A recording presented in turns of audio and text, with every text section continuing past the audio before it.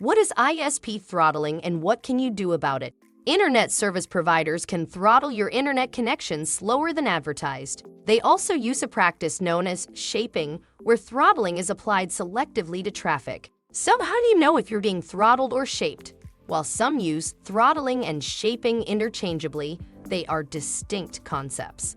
Throttling refers to a connection-wide speed reduction. So no matter what you do, your internet connection will be slower than usual. Shaping, on the other hand, is limiting connection speeds on a per-protocol basis. Different types of network traffic have different communication protocols, so it's easy for your ISP to see whether your internet packets are from web browsing, video streaming, torrenting, etc. A shaped connection might clamp down or block certain types of traffic while letting other services run at the highest speed possible. When people say their ISP is throttling them, they mean they are being shaped. This mix-up is understandable since users may need to learn that only specific traffic types are targeted.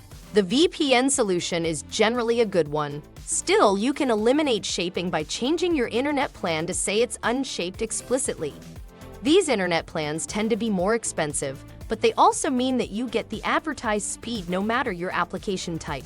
Network bandwidth is a finite resource, so an internet service provider's main job is to ensure everyone on the network has a good experience. When networks are quiet, such as at 3 a.m., the few users who need lots of bandwidth can get it. However, peak times, such as when everyone is streaming video after dinner, can put the network under pressure. This is when they may decide to throttle or shape connections to prioritize certain kinds of traffic or to fairly share the available bandwidth among all users until things quiet down.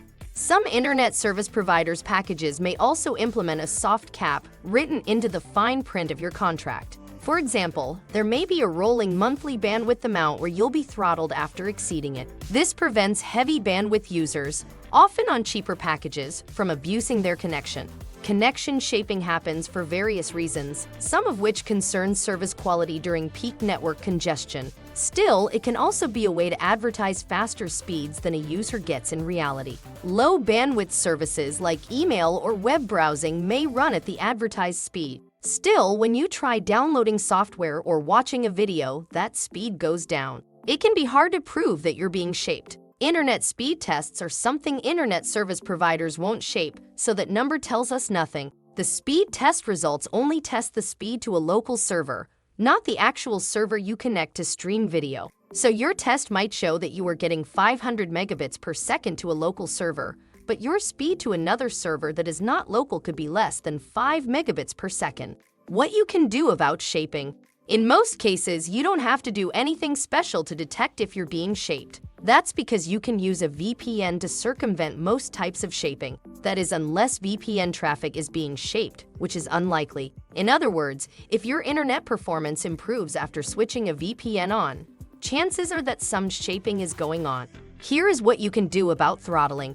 Sadly, there's no quick fix for pure throttling. The only real solution is to change your internet plan after testing to see if you're being throttled. When you do, pay special attention to the terms and conditions and whether soft caps or throttling policies are in place. These may also be listed under terms that describe what the ISP considers abuse of the service. Even if there's no official throttling policy, it is worth looking for online feedback from other customers to get a good feeling of how often throttling happens.